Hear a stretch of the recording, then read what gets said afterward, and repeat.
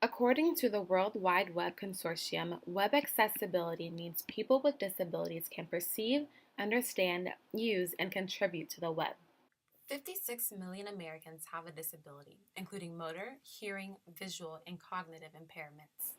Because 50% of adults living with disabilities go online to complete tasks, we must reflect on how current web development practices, followed by the private sector, can be improved to create more accessible websites for all. That includes creating sites that work in tandem with assistive technologies, like the screen reader example.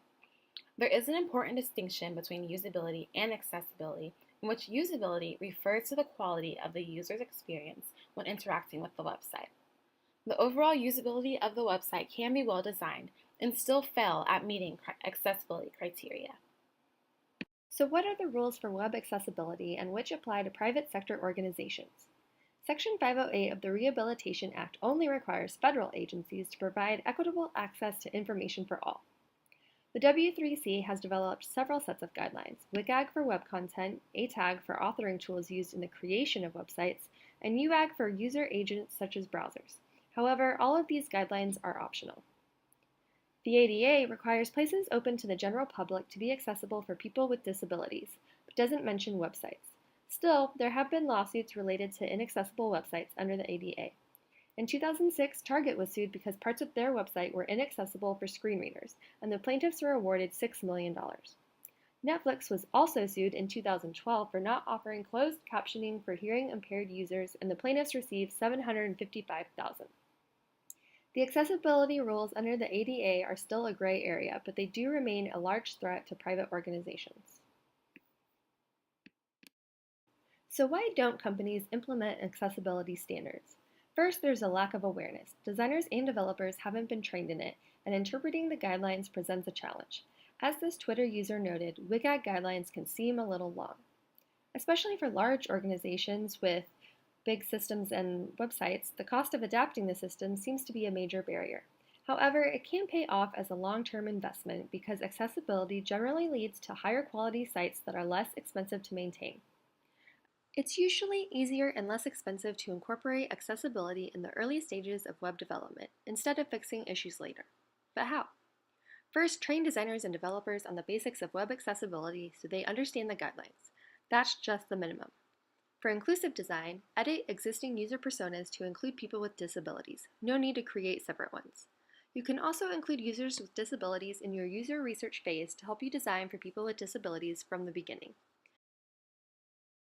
It really isn't about designing for people with disabilities. It's really just about a design process that meets everyone's needs.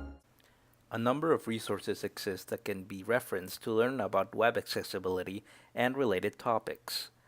Websites dedicated to accessibility, like the Web Consortium's Y Resources site, are great for fast and easy references. Web accessibility experts have written multiple books on how to address accessibility in the design process. Agencies like WebAIM and Knowbility regularly publish articles on current trends and issues. Organizations could use evaluation tools to check the accessibility of their websites. These include automated web evaluation, remote proxy evaluation, and conducting manual evaluation. Automated web evaluation is a popular option because of its speed. Tools like WebAIM's Wave Tools scan web pages for problem elements that prevent assistive technology from working properly.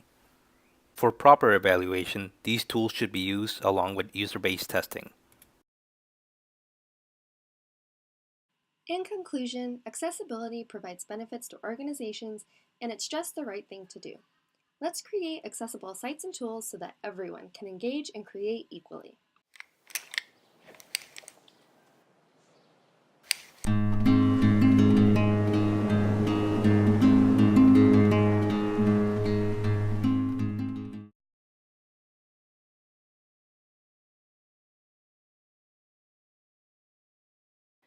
$59 million Americans have a disability, including 59 motor, million Americans hearing, have a visual, and disability, cognitive including impairment. motor, hearing, visual, and cognitive impairments.